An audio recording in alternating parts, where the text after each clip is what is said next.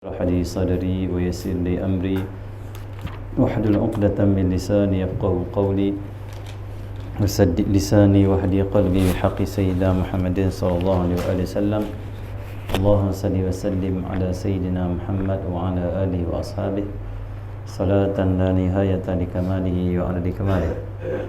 اللهم صل وسلم على سيدنا محمد الفاتح لما أغلق والخاتم لما سبق الناصر الحق بالحق والهادي إلى صراطك المستقيم صلى الله عليه وعلى آله وصحبه حق قدره مقدار العظيم. بسم الله الرحمن الرحيم. الصلاة والسلام عليك يا سيدي يا رسول الله. لا إله إلا الله شريك له. Minta maaf lewat tadi siapa Jumaat ada orang minta tahnik anak dia di Kuala Kedah. Jadi selamat, kita terlewat sikit. Bismillahirrahmanirrahim. InsyaAllah kita sambung pada petang ini daurah kita pada muka surat 4, itu dasar-dasar iman. Bismillahirrahmanirrahim. Qala musannif rahimahullah ta'ala wa nafa'ana bi'ulumihi barakati amin. Dasar-dasar iman adalah meyakini bahawa Allah itu ada. Dia Maha Esa, tiada sekutu baginya. Tiada yang sama seperti dengannya dan tiada yang menyerupainya, iaitu seperti mana firman Allah Subhanahu wa taala, tidak ada sesuatu yang seperti dengannya dan dia Maha mendengar lagi Maha melihat. Laisa kamitslihi syai' wa huwas sami'ul basir. Rasulullah Muhammad. Kita masuk pada dasar-dasar iman. Apa maksud iman? Maksud iman iaitu percaya. Percaya kepercayaan ataupun percaya. Dasar-dasar iman itu adalah meyakini bahawa Allah itu ada. Iman itu apa? Iman itu adalah meyakini bahawa Allah itu ada. Apa maksud Allah itu ada? Bukti dan juga dalil Allah kata wujud Allah Subhanahu wa taala itu sangatlah jelas dan tak boleh langsung kita menafikan dan kita menolak kata Allah itu tidak ada. Kenapa? Bukti kata adanya dia sudah ada, buktinya jelas. Apa bukti kata adanya Allah? Iaitu adanya alam ini. Adanya alam ini, adanya kita ni, diciptakan kita ini, berlaku perubahan siang dan malam. Allah Muhammad. Alam yang Allah Muhammad penuh dengan Allah pelbagai perkara dan juga pelbagai Allah Muhammad benda ataupun sumber Allah yang Allah melengkapi kehidupan di dunia ini. Semua itu adalah aturan Allah Subhanahu wa taala. So itu adalah ilmu tauhid paling kurang untuk kita mensahkan iman kita, iaitu kita meyakini bahawasanya Allah itu ada. Dan Allah bukan setakat itu, tapi kita tahu dengan bukti dan dalil. Apa itu bukti, apa itu dalil? Dalil itu ada dua. Yang pertama dalil naqli, yang kedua dalil aqli. Apa itu dalil naqli? Dalil naqli iaitu Allah SWT dalil daripada Al-Quran dan hadis. Naqli yang diambil daripada Al-Quran dan hadis. Apa itu dalil aqli? Dalil aqli itu iaitu dalil yang kita ambil daripada akal kita. Akal, menggunakan akal untuk mencari bukti Allah SWT sesuatu perkara. Okey. Untuk mensahkan iman kita, kita kena mengenal Allah, mengetahui Allah itu ada dan wujud dengan bukti, bukan dengan ikut-ikut orang. Dan ulama tauhid berkhilaf. Sebahagian ulama mengatakan orang yang Allah orang yang dia percaya kata Allah wujud, tapi dia percaya tu sebab orang percaya. Dia tanya orang, Allah ada? Orang kata Allah ada. Dia pun kata apa? Allah ada, kalau macam tu. Tanpa dia ada ilmu dan tanpa dia tahu bukti-bukti dan juga dalil kata wujud Allah Subhanahu wa taala. Orang macam ni sebahagian ulama mengatakan dia itu hidup sebagai seorang Islam tapi dia kafir sisi Allah. Di dunia dia Islam tapi di akhirat akan dibangkitkan sebagai orang kafir. Tidak sah iman maksud dia. Iman tidak sah. Iman tidak sah. Sebagian ulama lagi mengatakan iman dia sah dengan syarat kalau lepas tu orang kata Allah tak ada pula, dia tetap kata Allah ada. Dia tak berubah. Dia tak tahu dalil, dia tak tahu bukti, tapi dia ikut orang ya. Orang semua pakat kata Allah ada, dia kata Allah ada kak. Tapi bila orang berpaling, orang pergi kata pula Allah tak ada, waktu tu dia tak berpaling. Tetap dia kata ada pegang pertama Allah ada. Allah sana. Yang ni sah iman. Ada khilaf di kalangan para ulama. Allah sana. Yang keluar daripada khilaf, yang betul-betul yakin sah iman kita macam mana? Kena mengaji. Ngaji sah iman. Allah sana. Mengaji apa ni? Ni mengaji asas. Untuk sahkan iman paling kurang orang tanya Allah ada. Dia kata Allah ada. Apa bukti kita ada Allah? Kita kata adanya alam ini. Alam ini bukan jadi sendiri. Allah yang buat, Allah yang cipta, Allah yang takbir. Sah iman. Tapi jangan sampai orang tanya Allah ada tak, kita kata ada. Apa bukti kata ada Allah? Kita kata tak tahu. Tak tahu ikut sebagian ulama tak sah iman, sebagian ulama mengatakan sah. Kalau dia tak berpaling okey. Bila orang paling dia tak berpaling tak sah. Okey, jadi dasar-dasar iman adalah meyakini bahawa Allah itu ada. Kena yakin Allah itu ada. Allah senang. Walaupun sebenarnya kita tak perlu bukti pun kata Allah ada, memang Allah ada pun. Kalau tak ada bukti pun, tak ada dalil, memang Allah ada pun. Tak boleh tolak, memang ada, memang dia ada. Allah senang. Tetapi Islam agama kita mewajibkan kita untuk mengetahui dalil dan bukti supaya teguh iman kita dan supaya kita menjadi umat yang berilmu, bukan umat yang ikut-ikut saja, jahil. Umat Islam adalah umat yang berilmu. Allah nak hamba-hamba dia menjadi orang berilmu, kerana orang berilmu adalah orang yang paling mulia sekali. Allah sebut dalam Quran, yarfa'illahu alladhina amanu minkum. Boleh slow kuat sangat. Kuat slow.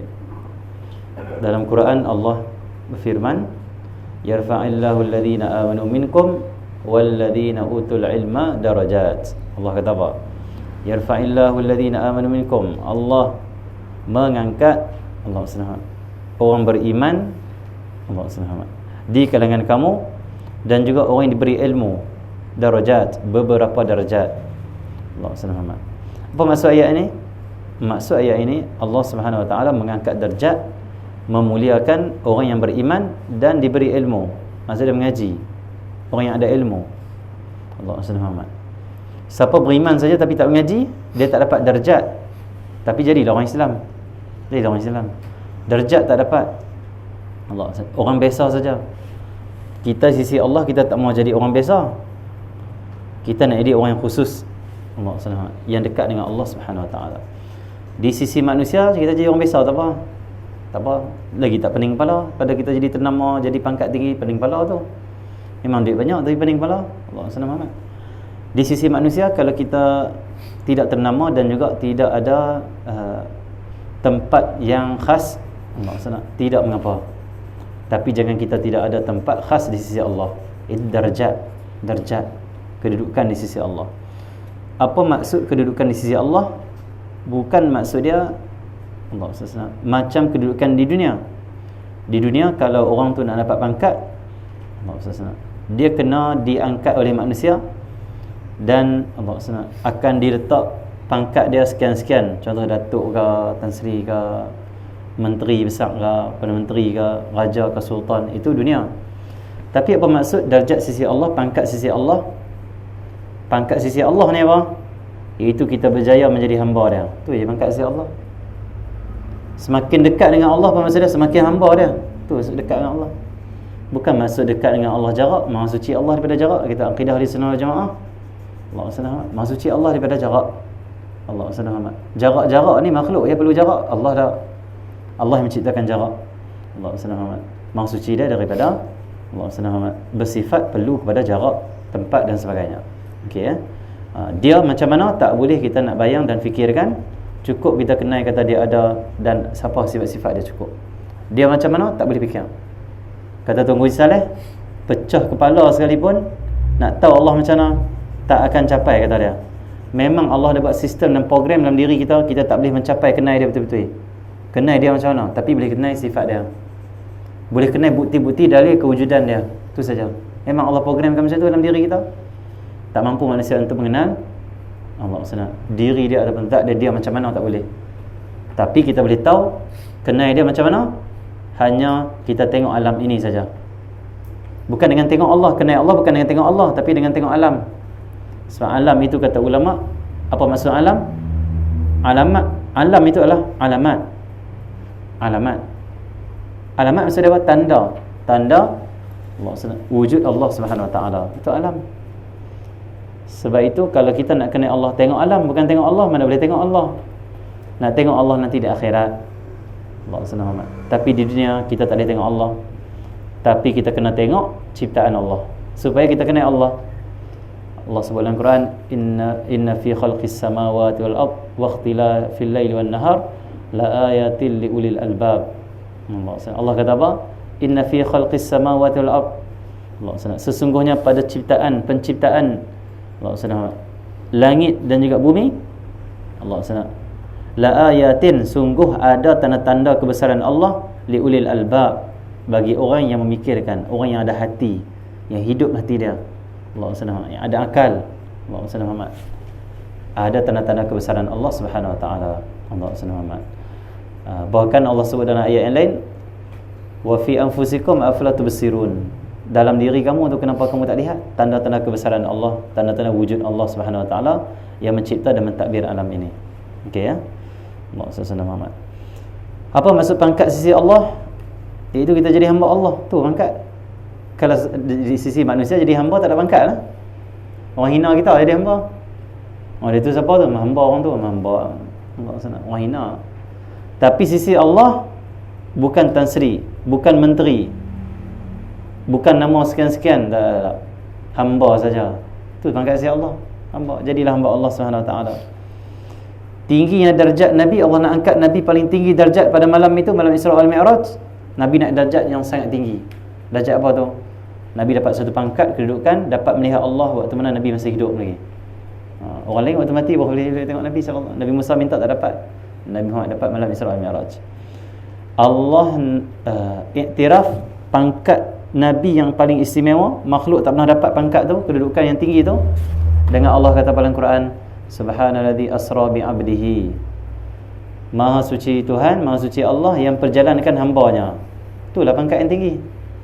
Allah tak kata maha suci Allah yang menjalankan Tan Sri. Tak ada. Yang tu pangkat sisi manusia. Tapi pangkat sisi Allah, darjat sisi Allah adalah kehambaan. Bukan kebesaran.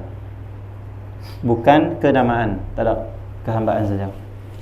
Sebab itu kalau kita nak dekat dengan Allah, jadi hamba Allah, tu saja. Apa maksud hamba ni? Hamba ada dua maksud bukan banyak maksud pun, dua saja maksud. Hamba ni apa? Rasa tidak memiliki apa-apa, tak ada apa-apa. Allah SWT. Tak ada apa-apa. Allah SWT. Rasa tak ada apa, tak memiliki apa-apa. Makna kedua apa? Perlu kepada Allah, perlu kepada yang ada segala-gala. Itu hamba. Allah SWT. Itu saja makna hamba, dan kita kena hayati dan kita kena pakaikan pada hati kita. Bukan nak suruh kita jadi miskin, bukan nak suruh kita tinggalkan nama pangkat. Kalau kita dah Allah bagi nama, manusia bagi nama dan pangkat, ambil sajalah. Tapi guna untuk jalan Allah, bukan guna untuk diri sendiri. Untuk jalan Allah, cari ridha Allah, kebaikan untuk orang lain, manfaat untuk orang lain. Tapi Allah SWT, hamba yang kita maksudkan di sini tak ada apa, rasa tak ada apa, dan juga perlu pada yang ada segala-gala, itu Allah. Maksudnya apa? Hati. Hati tu, bukan luar. Jangan sekali buang motor, buang kereta, buang TV apa semua di rumah, bagi kosong rumah, duduk tunduk. Betul siapa ni? Hamba Allah yang tidak ada apa-apa. Belat. Ini bahaya ni. Kena buat gila. Bukan maksud hamba yang tidak ada apa itu adalah hamba yang tidak memiliki harta dan sebagainya. Dah. Maksud dia hati rasa tu. Hati pandang hak ada ni pun hak Allah. Tu pun tak ada apa. Roh kita tu pun kita tak pernah buat. Jasad kita tak pernah buat pun. Allah buat. Lepas tu kita ada apa? Tak ada apa. Motor kereta semua Allah bagi. Sebab Allah kata dalam Quran, nahnu narzuqukum. Nahnu narzuquka. Allah kata dalam Quran, kami yang rezekikan kepada kamu. Termasuk rezeki adalah kereta, motor, rumah. Rezeki dah tu. Jangan pandang kita tu, pandang Allah bagi. Sebab ada orang nak kereta, duit banyak, tak boleh beli. Duit habis oleh pula. Allah SWT. Ada orang tak apa nak ada duit tapi cukup untuk beli kereta. Semua tu atas kehendak dan juga Allah SWT, ketetapan Allah Subhanahu Wa Taala. Allah boleh bagi pada siapa yang dia nak. Allah SWT. Okey, jadi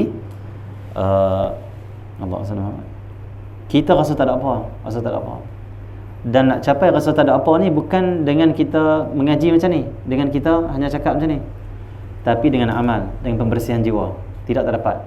Dia rasa ada juga. Walaupun di mulut kata saya tak ada apa, tapi dalam hati saya lah segala-gala. Tak boleh begitu. Allah SWT. Orang kata ni hebat noh. Kita kata aku tak ada apa, tapi lah hati kata apa? Sekali dia puji kata aku ni, kata aku tak ada apa. Mana boleh tu? Itu ada lah tu. Kenapa masih nak? Tak ada apa ni apa, walaupun dia kata aku tak ada apa, tapi memang hati dia macam tu. Allah SWT. Dia senyum saja. Dia biasa-biasa tapi hati dia tahu dia malu kat Tuhan. Semua engkau. Contohlah Allah SWT. Contoh saya naik kereta air. Kereta air contoh kereta air Ferrari contoh kan. Mungkin ke depan dapat Ferrari mana tahu kan. Allah SWT. Jadi Ferrari. Air punya kereta Ferrari.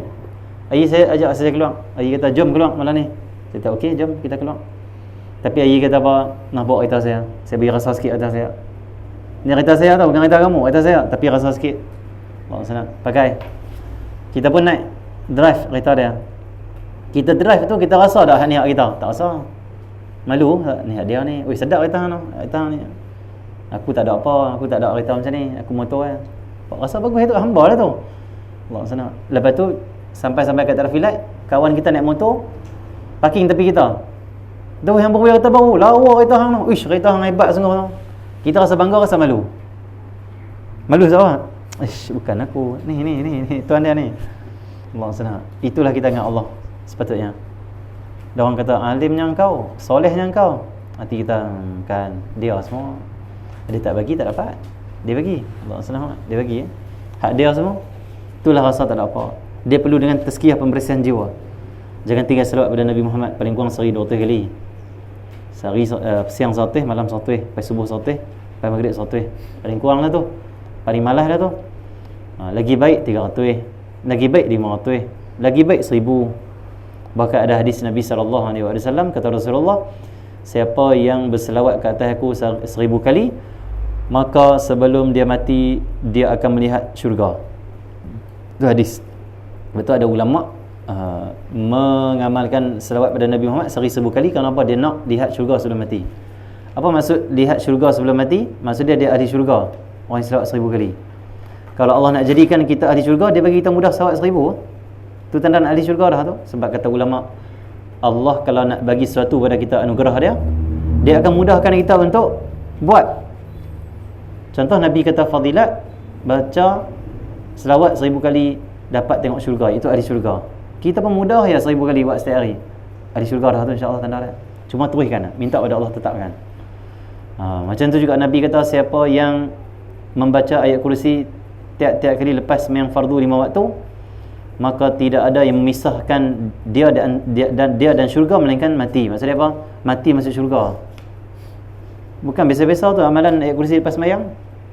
Sibuk atau mana pun jangan tinggal wirid lepas sembahyang.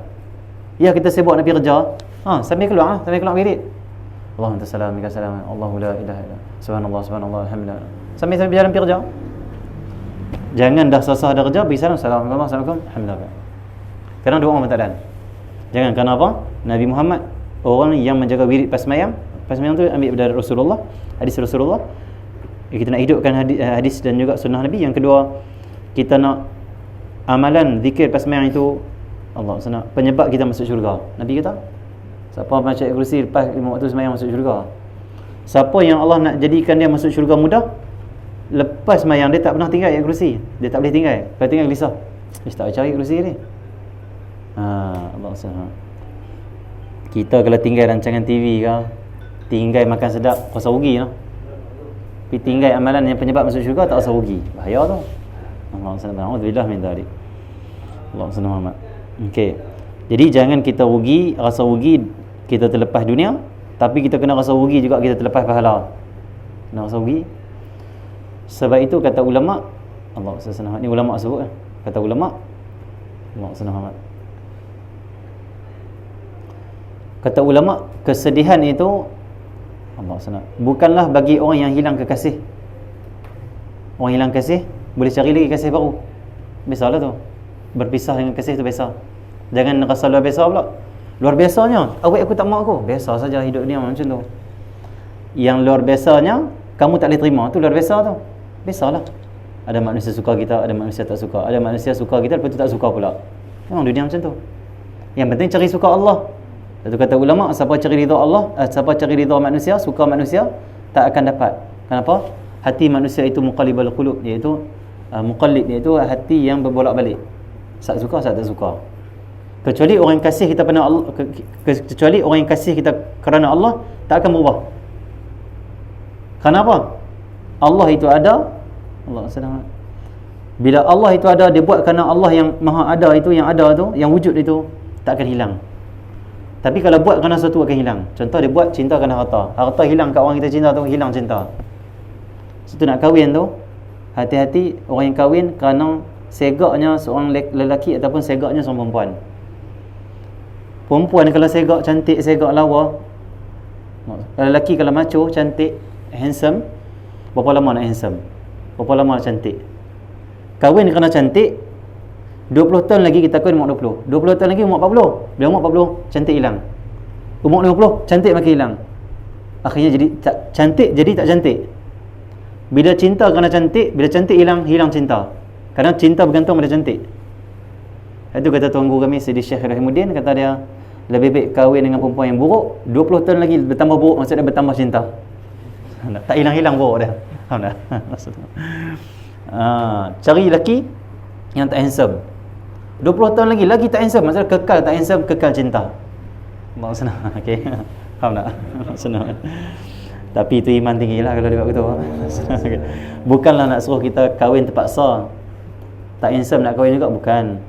Satu hari Nabi SAW mai seorang sahabat, dia kata kat Rasulullah, wahai Rasulullah, aku nak kahwin seorang perempuan, aku nak tunang dia, nak masuk minang dia. Nabi kata, anazarta ilaiha? Anazarta ilaiha? Adakah kamu telah lihat dia? Tak. Tidak, wahai Rasulullah, belum lagi. Apa Nabi kata? Nabi tak kata macam ni. Segak tak segak kira lain lah, kahwin sudah lah. Tak. Nabi itu orang yang berakhlak tinggi dan memahami hati manusia, dan Nabi nak, dan Nabi faham setiap manusia itu dia nak apa yang dia suka. Islam tak larang untuk kita mencari perempuan yang kita suka ataupun lelaki yang kita suka. Tak larang, tapi cara kena betul. Bila suka, jangan couple. Yang pegang-pegang tangan. Allah SWT. Buat apa? Pergi jumpa mak ayah dia terus. Gentleman. Allah SWT. Jadi pengecut. Tak mahu abang kat mak pak dia. Allah SWT. Segan abang mak pak.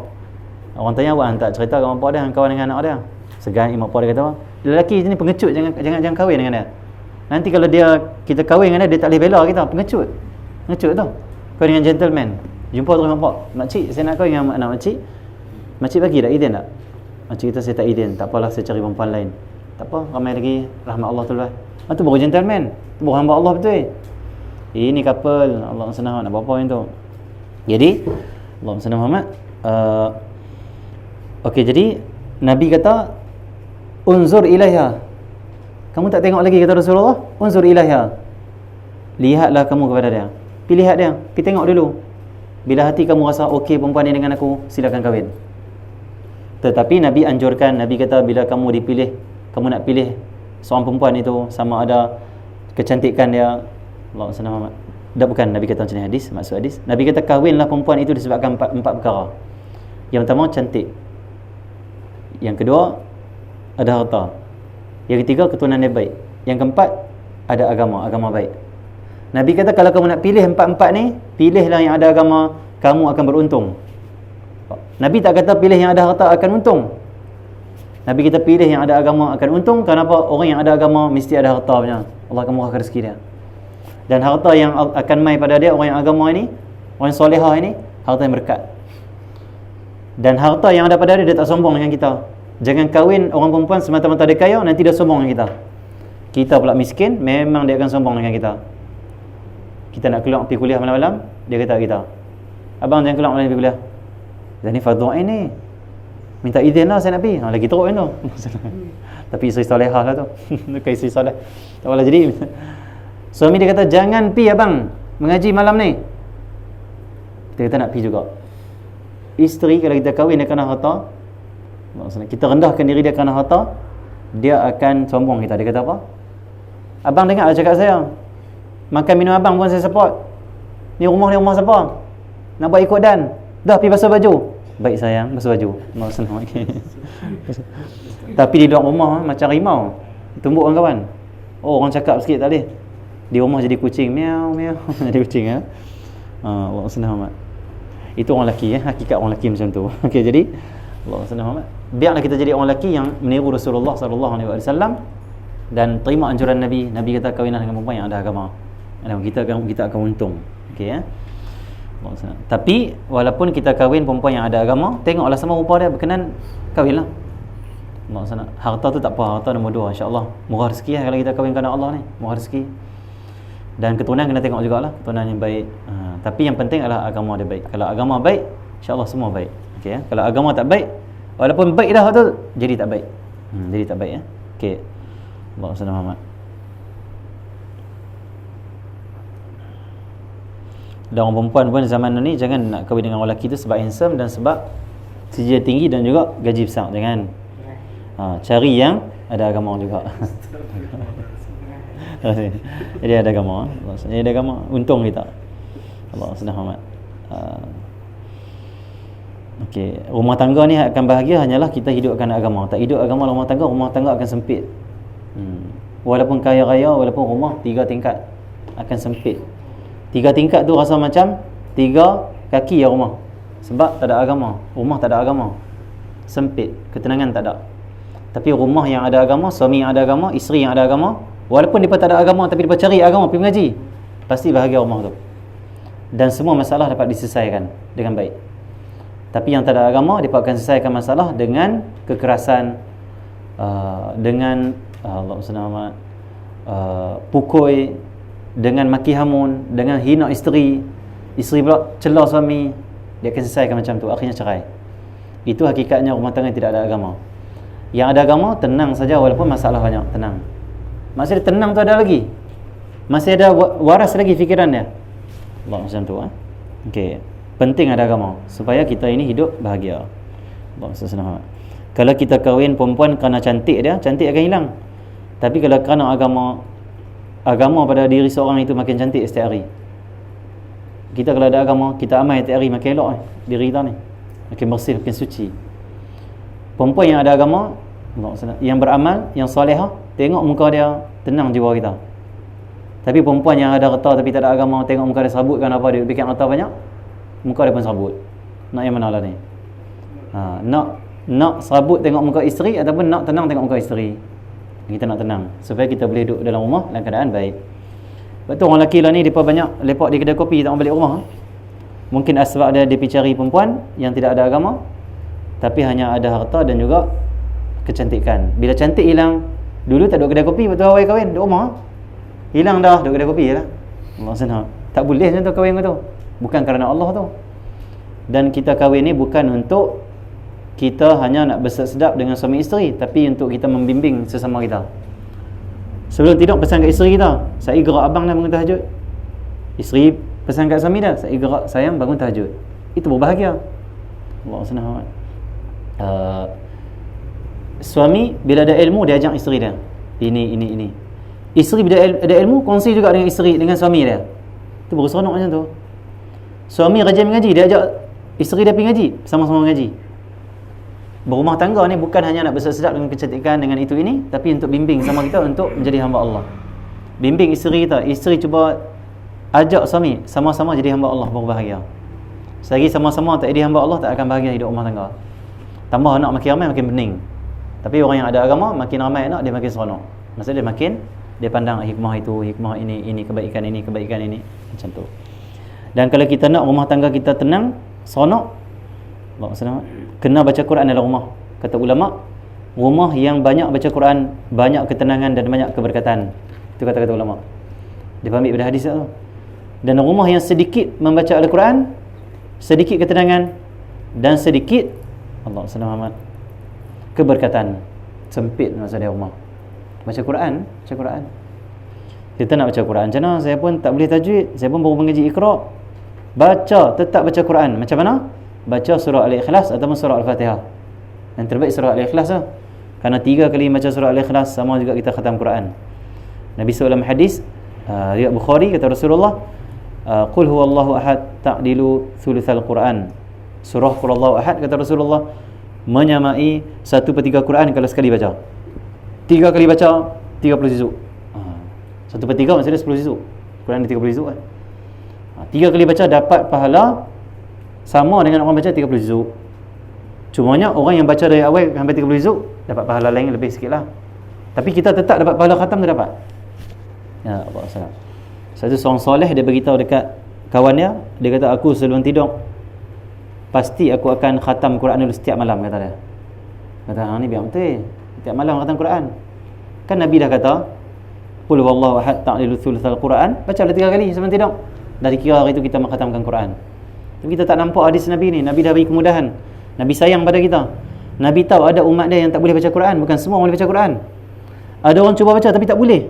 Dia kerah lidah sebab dia tak boleh nak tangkap, lupa tajwid, lupa itu, lupa ini, lupa huruf. Allah sana. Lupa huruf pada juga. Masing-masing ada kekurangan masing-masing. Tetapi Nabi sempurnakan kekurangan kita dengan cara paling mudah. Nabi bagi apa? Baca surah Ikhlas. Di samping mengajilah Quran. Belajar, tak besarlah belajar. Dua-dua dapat pahala. Jadi jangan kita sia-siakan waktu dengan mengatakan, aku boleh baca Quran nanti baru aku nak baca Quran. Tak lah, ni boleh baca Quran. Baca Quran tu bukan semata-mata pegang mushaf. Yang tu baca Quran dengan mushaf. Baca Quran boleh juga bukan dengan mushaf tapi dengan hafal. Dan Nabi Muhammad bukan baca Quran dengan mushaf, Nabi baca dengan hafal. Dan Nabi Ummi, para sahabat guna mushaf lah, guna mushaf. Sebab Nabi tak pakai mushaf? Sebab Nabi terus wahyu turun. Allah SWT. Maksudnya apa? Quran itu bukan hanya dibaca di mushaf, tetapi dibaca juga secara hafal dan dapat fadilat. Okey ya. Al-Habib Kazim guru kami pesan, Allah SWT, setiap hari jangan tinggal membaca surah Al-Ikhlas 100 kali, kata dia. Itu amaran para kekasih Allah, para wali Allah di Yaman. Para wali Allah ni di Yaman ni, kata para wali Allah, orang arifin, ulama-ulama besar di Yaman, dia kata apa? Amalan yang paling azam, amalan yang paling besar di sisi para wali, iaitu memperbanyakkan baca surah Al-Ikhlas. Itu amalan para wali, itu bukan biasa-biasa yang Nabi bagi tau. Amalan para wali. Kenapa para awliya mencapai martabat awliya? Disebabkan surah Al-Ikhlas. Kerana surah Al-Ikhlas itu cerita tentang iman dan tauhid pada Allah Subhanahu Wa Taala. Wali ni semua tauhid. Tak wali tak tauhid lah. Wali semua yang tauhid. Okay? Orang yang mengesahkan Allah Subhanahu Wa Taala. Dan surah Al-Ikhlas juga, kenapa orang tu cepat mencapai martabat awliya? Disebabkan banyak baca surah Al-Ikhlas. Kerana 3 kali baca khatam Quran. Oh, banyak orang tu. Cepatlah darjat dia naik. Ada seorang ulama, seorang wali Allah di Yaman, sehari semalam dia baca sebanyak 90,000 kali surah Al-Ikhlas. 90,000 kali. 90,000 amalan dia. Kita 9 kali pun tak ada Allah. InsyaAllah lepas ni banyak. Ni nak balik dari kuliah ni sekali, daurah, duduk dalam kereta, tak ada apa-apa, nak bergerak ke rumah, bacalah surah Al-Ikhlas. Bismillahirrahmanirrahim. Allahu samad. Tanpa perlu ada dengung, tanpa perlu ada sampai 5 harakat, 6 harakat, tak ada. Allah SWT. Tak ada mat yang panjang-panjang, tak ada. Cukup qul huwallahu ahad, Allahu samad, lam yalid wa lam yulad wa lam yakul lahu kufuwan ahad. Tak ada apa-apa, ayat macam tu saja. Takkan itu tak boleh? Boleh. Apa lagu Isabella boleh? Apa lagu suci dan debu boleh? Takkanlah ayat suci tak boleh. Suci dan debu boleh, tapi ayat suci tak boleh. Tak suci itu, masalah. Okey. Lagu boleh hafal. Allah SWT. Nama pemain bola sepak boleh hafal. Allah SWT. Nama artis boleh hafal, nama pelakon boleh hafal. Si abang pula hantar tak viral lah ni, pelakon tu nama apa? Allah SWT. Terus sebut. Dia tu nama tu kan tu. Terus boleh sebut. Tapi tu cuba tanya dia. Anak Nabi dia apa orang? Sebut tengok satu-satu. Sahabat Nabi apa orang tu? Isteri depa, keluarga depa, sahabat-sahabat yang dijaminkan syurga 10 orang, siapa depa? Yang tu dia kata apa? Bukan aku tak ingat, aku lupa. Sama. Senang. Bukan aku tak ingat tapi aku lupa, kata dia. Dia buat macam mana? Aku ingat tapi aku lupa. Kalau ingat tak lupa. Kalau lupa tak ingat. Maksudnya tak ada lah tu, tak ada. Tapi kalau nama artis, nama pemain bola sepak, nama ahli politik ke termasuk, dia akan hafal semua. Maksud dia apa? Hati kita banyak kita kasih kepada yang tak dikasihi oleh Allah Subhanahu Wa Taala. Jadi macam tu kita kena banyakkan membaca surah Al-Ikhlas. Surah Al-Ikhlas dia akan bersihkan hati. Bahkan Habib Kazim kata, guru kami kata, siapa banyakkan baca surah Al-Ikhlas di akhir zaman, Allah akan tetapkan iman dia dan kuatkan iman dia di zaman orang semua pekat lemah iman. Zaman lah ni zaman lemah iman. Satu syaitan jadi kuat. Kata Habib Kazim, siapa syaitan kuat di zaman kita? Bukan sebab syaitan kuat. Allah sebut dalam Quran, inna syaitan kana dha'ifa fa inna syaitan kana dha'ifa. Ya Quran. Allah kata apa? Sesungguhnya syaitan itu dha'ifa, lemah. Allah kata syaitan lemah. Tapi kenapa kita kata syaitan kuat goda kita pada hari ini? Bukan sebab syaitan kuat, tapi sebab iman kita lemah. Bila iman lemah, syaitan jadi kuat. Maksud syaitan tu dah lemah. Bila iman lemah, hak lemah ni jadi kuat. Syaitan jadi kuat. Dia boleh kuasai kita. Tapi kalau iman kita kuat, syaitan tetap lemah. Sayyidina Umar, syaitan tak boleh nak tipu dia. Sayyidina Abu Bakar As-Siddiq, syaitan tak boleh nak tipu dia. Sayyidina Osman, syaitan tak boleh goda dia. Sayyidina Ali tak boleh. Rasulullah lagi tak boleh. Kenapa para sahabat syaitan tak sesatkan mereka? Syaitan tinggalkan mereka? Bahkan syaitan takut pula dengan mereka? Sebab iman dia kuat. Syaitan putus asa untuk sesatkan orang iman kuat. Syaitan lemah kata Allah. Tapi kenapa zaman ni kita tengok banyak orang mengikuti syaitan? Bukan sebab syaitan kuat, sebab iman dia lemah. Sebab tu untuk selesaikan masalah syaitan ni, bukan dengan cara kita duk maki hamun syaitan. Nabi sebut dalam satu hadis, bila berlaku satu pada kamu, jangan kamu memaki syaitan ataupun jin. Syaitan itu bila dimaki, makin membesar kata Rasulullah, sehingga besar daripada rumah lagi kata Rasulullah. Contohlah, kita nak sembahyang, terganggu sikit, was-was sikit, ataupun apalah, dah bodoh punya syaitan ni kacau aku, tak guna kiamun apa semua. Nabi kata jangan macam tu. Tu hadis dan kita Al-Zakari Manawi dia sebut. Kerana kamu akan membesarkan syaitan. Syaitan itu dia main kat kamu sebesar lalat lebih kurang kata Rasulullah. Bila aku maki dia semakin besar pada rumah lagi. Dan waktu tu bila dia besar, dia makin kuasai kita dan dia makin sesatkan kita. Na'udzubillah. Sebab syaitan jadi besar kalau kita maki dia. Sebab syaitan rasa bangga kerana apa? Dia kata aku dah berjaya. Allah SWT bagi orang ni takut aku dah berjaya bagi orang ni rasa kata aku ini kuat. Kita dah anggap aku payah nak sembahyang ni sebab syaitan. Syaitan ada kuasa lah. Kita dah rasa syaitan ada kuasa yang menghalang kita ni. Padahal semua ujian hakikat izin daripada Allah Subhanahu Wa Taala. Syaitan tak ada apa-apa. Kita minta lindung pada Allah saja, tapi kita kata syaitan buat. Syaitan nak kemas. Syaitan memang dia nak kita kata dia buat. Memang dia nak kita kata dia ada kuasa. Allah SWT katalah semua daripada Allah Subhanahu Wa Taala. Syaitan ni hanya makhluk Allah. Aku minta lindung kepada Allah, aku tinggal dia. Kata ulama, kalau kamu pergi satu rumah ada anjing, Allah SWT, anjing tu nak mai terkam kamu. Kita nak halau anjing tu ke? Nak lawan dengan anjing tu ke? Kau nak pergi tahu kat rumah tu, hang bagi suruh anjing yang diam? Jaga anjing hang? Macam mana yang terbaik? Nak buat macam mana? Yang terbaik adalah bagi tahu kat rumah tu, Cina tu depan mata kita, abang ada. Suruh boy diam. Allah senang okey. Suruh boy diam. Dia kata, "Hey boy." Bahasa Cina apa diam? Bahasa India apa? Bahasa India apa?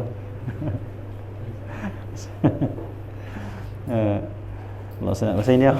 Tak tahu. Siapa boleh bahasa lain? English apa?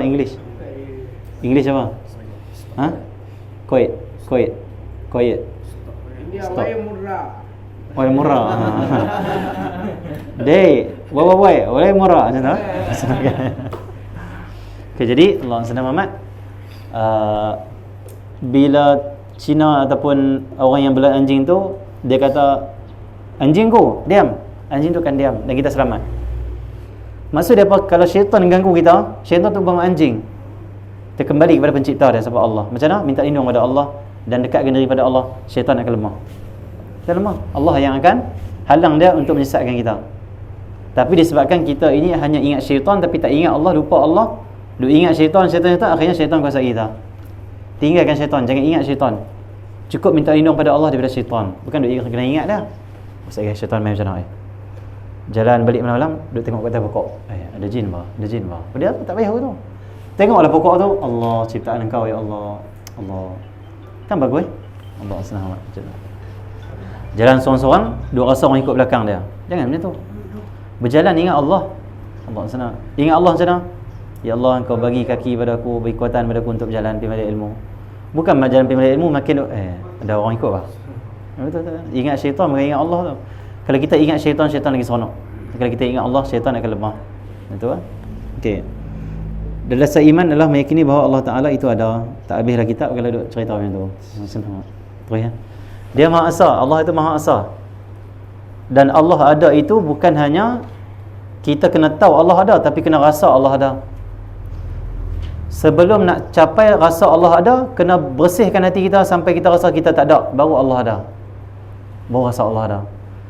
Selagi kita rasa kita ada, kita kuat, kita buat, tak akan rasa Allah ada. Tak akan rasa.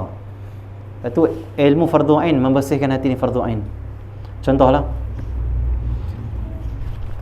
kalau kita rasa kita ada ilmu, kita tak akan rasa Allah itu pemberi ilmu. Tak ada, rasa tak ada. Tak rasa macam Allah bagi, tak ada. Macam tak ada kaitan pun dengan Allah. Tapi bila kita pandang, aku main ke dunia cakap tak boleh. Allah senang. Satu perkataan pun aku tak tahu. Otak aku pun tak berfungsi. Mak aku cakap apa pun waktu tu aku tak tahu. Nak minum aku teriak, kenyang aku diam. Itulah kita. Allah sebut dalam Quran, wallahu akhrajakum min butuni ummahatikum la ta'lamuna syai'a. Ayat Quran. Allah kata apa? Allah lah yang mengeluarkan kamu daripada perut ibu-ibu kamu, la ta'lamuna syai'a. Satu apapun kamu tak tahu, kata Allah. Tak ada satu pun yang kita tahu. Maksud tak tahu pun langsung. Tapi Allah memberikan kamu pendengaran, Allah memberikan kamu penglihatan, Allah ajar kamu itu. Ini kata Allah Subhanahu Wa Taala. 'Allamal insana ma lam ya'lam. Allah sana. Jadi pandang asal kejadian kita. Asal kita ni tak ada ilmu dan tak ada apa-apa. Kenapa ada ilmu lah ni? Sebab Allah kata aku beri penglihatan, aku beri pendengaran. Dengan penglihatan dan pendengaran dapat ilmu. Kalau tak ada penglihatan dan pendengaran, pekak dan tuli waktu ni, siapa pun tak dapat ilmu. Macam mana dapat ilmu? Pekak, lepas tu buta pula. Tuli, lepas tu buta. Tuli tu apa? Tuli tu pekak lah. Tuli dan buta. Kalau orang tu tuli dan buta, dia tak wajib sembahyang. Dia bukan orang yang mukallaf. Dia buta, pekak, nak buat apa? Dia nak buat apa? Dia hanya merasa saja. Tapi pasal Islam dia tak dengar, nak tunjuk kat dia ni agama pun dia tak tahu. Dia pun macam tak hidup. Dia hanya makan, minum dan juga dia tidur. Itu saja dia mampu buat. Kita nak sampaikan macam mana? Tak tahu. Kita hanya berserah pada Allah dan mereka ini ahli-ahli syurga. Tetapi kata ulama, kebiasaan yang Allah buat bukan macam tu. Kebiasaan yang Allah buat, orang tu pekak saja tapi tak dapat tengok. Ataupun dia buta tapi dapat dengar. Itu Allah. Jarang dan hampir tak jumpa orang yang buta dan pekak sekali. Pernah jumpa? Ya. Allah tak buat begitu. Kenapa? Allah sayang pada hamba dia. Allah bagi itu ikut kemampuan hamba-hamba dia. Okey ya.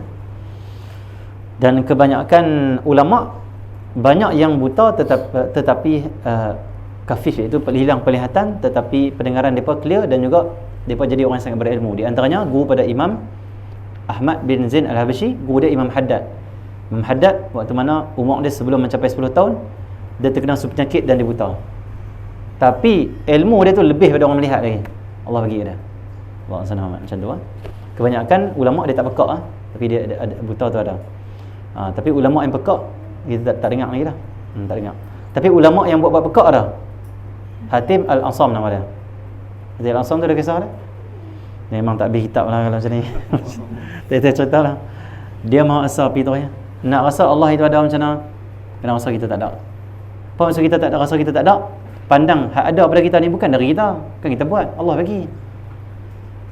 Bila kita rasa semua kita tak jadikan, kita tak ada apa-apa. Tak ada lah maksudnya. Bahasa mudah. Tak ada. Baru tu berasa Allah ada. Allah ada. Macam tu. Allah senang. Kadang-kadang kita tak dapat capai rasa macam tu, Allah paksa kita pergi capai juga. Macam mana? Allah senang. Dia ada usaha, Allah senang. Cari duit. Nak cari duit ni, nak banyak sebab nak kahwin ni. Nak kahwin. Kerja ni tak jadi.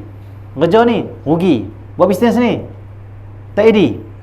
Duit tak dapat-dapat. Kerja kat setahun lah. Allah senang. Akhirnya bila setahun dah dia pandang usaha dia ni gagal, baru dia sedar tu, lah aku tak ada apa rupanya. Allah tak bagi, tak boleh juga.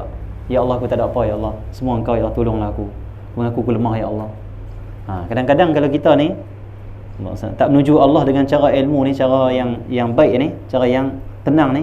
Kadang Allah uji kita kesempitan, musibah supaya kita rasa macam tu. Orang ni lupa Allah. Depa rasa seolah-olah bumi ni milik depa. Depa rasa seolah-olah kuasa di dunia ini depa nak buat apa saja milik depa. Tapi Allah uji untuk depa rasa kata Allah ada, kamu tak ada apa-apa. Macam mana Allah buat? Allah buat duk saja gempa bumi. Bila gempa bumi tak ada seorang pun mengaku kata apa, aku boleh stopkan bumi ni. So, aku semua, ni tempat aku, ni kampung aku, ni kawasan aku. Aku abang long kawasan. Tak ada abang long pun lari juga waktu mana gempa bumi. Dia lari lagi awal. Allah senang. Itu takbir derah tu, takbir derah tapi bila gempa bumi lari. Allah senang. Jadi bila gempa bumi kita tengok keadaan video, manusia macam mana? Tak tahu nak buat apa. Ada yang menerak, ada yang teriak. Yang Islam kata apa? Allah, Allah, Allah, ya Allah, ya Allah.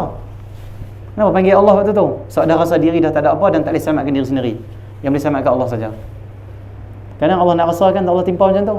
Tapi nakkah kita dapat rasa macam tu disebabkan kena macam tu? Tak mau. Kita nak rasa Allah ada tu, kita tak ada apa ni, dengan cara jalan latif Allah, kelemah lembutan dia. Dapat rasa ni cara ilmu, cara amal, bukan cara musibah. Kata Imam Ibn Athaillah, Allah jadikan orang itu dekat dan kembali pada dengan dua cara. Yang pertama dengan kelemah lembutan. Dia bagi ilmu, dia tu kenal dia. Dia tu rajin beramal, dapat kenal dia. Buat baik, dapat kenal dia. Dapat ridha dia. Yang kedua, dia ni kalau jenis baik, dia lupa Allah. Allah bagi kaya, dia lupa. Allah bagi kesenangan, dia sombong. Allah bagi pangkat, dia hina pula orang yang tak ada pangkat. Orang macam ni, Allah nak bagi dia kenal Allah Subhanahu Wa Ta'ala, buat apa? Allah jatuhkan dia sejatuh-jatuhnya. Allah senang. Hilang pangkat, hilang kata muflis, kawan-kawan benci semua, tak ada orang suka kat dia. Seolah hidup ni macam dah tak ada guna lah. Waktu tu baru dia kata apa? Ya Allah, aku lupa engkau selama ni. Astaghfirullah. Ini hukuman daripada engkau. Ataupun dia lumpuh baru, ya Allah, silaplah dulu dia bagi setan aku tak pergi masjid. Ni aku lupa dia ni dia bagi ni, astagfirullah. Balik juga pada dia, tapi balik dalam keadaan macam tu. Kita mau balik ke tu? Macam kita anak lah, mak pak kita call kita, abang balik malam lah, kita pun balik. Abang mak kita lain elok dia buka pintu elok yang abang balik, abang balik mak kita keluar-keluar bawa rotan. Mak kita pula bukan orang biasa-biasa punya, Allah sana. Dia pun dahsyat juga, tomoy juga. Dia berkeluar tongkat apa semua, dia berkeluar rotan, dia rotan depan kawan kita. Dia tarik telinga kita, dia pukul kita. Malu tak? Malu. Terhina kita waktu tu. Allah sana. Tetapi tetap kita kena balik dalam keadaan cara tu. Nak balik cara mana kita ni? Baliklah dalam keadaan kita membalas cinta Allah. Bukan kita Allah SWT balik pada Allah itu dalam keadaan Allah SWT kita ini ditimpakan musibah baru ingat. Jangan macam tu. Hamba yang baik itu waktu susah ingat, waktu senang pun ingat. Macam tu. Dan dia Maha Esa. Apa maksud Maha Esa? Allah itu tunggal. Allah sebut dalam Quran dalam ayat yang lain, kalaulah ada Tuhan di bumi dan Tuhan di langit, ada dua, kata Allah la fasadata, pasti alam ini hancur, binasa. Kenapa? Ada dua kuasa yang berlawan. Tuhan ni apa? Hanya satu, Esa. Sebab itu alam ini ditakbir dengan baik. Allah nak Rasul ni diutuskan di zaman ni, Rasul tu diutuskan. Allah nak time ni hujan. Allah nak time ini berlaku sekian-sekian, berlaku. Allah nak orang ni hari ni mati, tetap dah mati. Dia ni hidup. Semua berlaku dengan elok. Kenapa? Yang takbir hanya Esa, Tuhan satu kan. Kuasa tu hanya satu, menguasai semua makhluk dia. Allah itu Maha Esa. Allah SWT. Tiada sekutu baginya. Tiada sekutu, tiada orang yang, tiada kuasa yang selain dia, tak ada. Dia saja yang berkuasa. Tiada yang sama seperti dengannya. Tak ada sama maksud dia apa? Allah SWT. Tak ada apa pun yang kita tengok atas muka dunia yang kita bayangkan termasuk yang Allah SWT, macam Allah, tak ada. Allah bukan macam tu. Allah bukan macam tu. Allah SWT. Okey. Dan tiada menyerupainya. Tidak ada sesuatu yang seperti dengannya, dan dia Maha mendengar lagi Maha melihat. Allah sebut sendiri dalam Quran, laisa kamitslihi syai'. Tidak ada sesuatu pun yang serupa dengan dia. Dan dia adalah Maha mendengar lagi Maha melihat. Dia mencipta langit dan bumi. Allah ni menciptakan langit dan bumi. Tidak ada lagi seorang raja kah, seorang pemimpin kah, seorang penguasa kah yang mengaku buat pengakuan terbuka, dia kata apa? Saya menciptakan langit dan bumi. Saya mencipta gunung kanang, bukit bukau, tak ada. Tapi dalam Quran Allah yang kata. Aku ciptakan langit, aku ciptakan bumi, aku cipta gunung kadang, aku cipta. Allah sebut dalam Quran, Allah mengaku ni tu, aku buat ni. Kenapa? Memang selayaknya, kenapa dia yang ciptakan. Manusia walaupun dia raja sekalipun, tak ada lagi sejarah mana-mana raja di muka bumi ini kata apa, saya cipta langit bumi ni, saya cipta gunung kadang. Tak berani. Firaun tak pernah kata tu. Tapi yang pernah kata adalah Allah Subhanahu Wa Taala. Kalaupun orang kata saya cipta langit bumi, cipta apa bukit, siapa nak percaya kat dia? Orang tadi gila lah. Kalau betul yang boleh cipta gunung kadang, pergi cipta satu lagi gunung. Kami nak kat Tongkayak ni ada gunung supaya kami boleh duduk kat atas, ibadat kat atas. Tak boleh buat pun, tak boleh buat bohong. Allah senang amat. Okey, macam tu. Dia mencipta langit dan bumi, kematian dan kehidupan. Kematian pun dia, kehidupan pun dia. Allah cipta langit bumi, kematian dan kehidupan bukan semata-mata untuk berjalan macam tu, tetapi untuk kita kenal dia. Dia cipta langit untuk kita kenal dia. Dia maha agung, maha hebat. Kerana Allah sebut dalam Quran, Allah senang, wa ilas sama'i kaifa rufi'at. Sebelum tu ayat Allah sebut wa afala yanzuruna ilal ibili kaifa khuliqat. Betul. Lepas tu wa ilas sama'i kaifa rufi'at wa ilal jibali kaifa nusibat wa ilal ardi kaifa sutihat. Fadhakkir, tuan. Fadhakkir innama anta mudzakkir lasta alaihim bimusaitir sampai habis. Kalau tak tahu Quran boleh rujuk Talha, dia guru Quran, dia hafal Quran. Allah senang. Okey ya. Hafiz Quran. Allah senang Muhammad. Jadi Allah senang Muhammad. Allah kata dalam Quran, tidakkah kamu melihat bagaimana unta itu dicipta? Maksudnya hebat ciptaan unta ni, kajilah. Allah suruh kaji. Hebatnya unta, kalau kita naik dia pergi musafir, cukup 2 marhalah 90 km yang boleh kita jamak qasar, dia akan berhenti automatik. Terus ada suruh dia jalan lah, dia tak akan jalan. Sampai orang Arab dia tahu dia capai 2 marhalah, bila dia naik unta, bila unta dia automatik turun duduk. Itulah unta. Allah buat satu program, satu sistem, satu sensor dekat dia, 90 km berhenti terus. Allah buat. Dan banyak lagi kehebatan unta. Unta ni tak minum air, tak apa. Sebab dalam tu dah simpan air. Dia minum banyak-banyak sekali, tu terus berjalan beratus kilometer di padang masyarakat boleh. Tu tu unta. Dan banyak lagi lah kelebihan unta kita boleh tengok kajian-kajian ulama. Saya sebut sikit. Dan Allah kata dalam Quran, wa ilas sama'i kaifa rufi'at. Tidakkah kamu melihat? Afala yanzuru ni tak sama dengan Allah Subhanahu. Ra'a dengan nazara tak sama. Afala yanzuru maksudnya yanzuru ni asal daripada perkataan nazara yanzuru. Kalau ra'a, Allah Subhanahu doa apa? Allah Subhanahu yara, ra'a yara. Ra'a yara. Allah Subhanahu. Okey ya. Asal dia yara tapi jadi yara. Tak apalah. Itu ikut perkataan Arab, orang Arab. Allah, sebab saraf ni dia ada khilaf ulama saraf. Ada ulama saraf kata baris saraf tu ataupun keadaan bacaan saraf itu mengikut Allah sana kaedah. Ada ulama kata tidak ikut kaedah, ikut orang Arab cakap kata macam mana. Khilaf.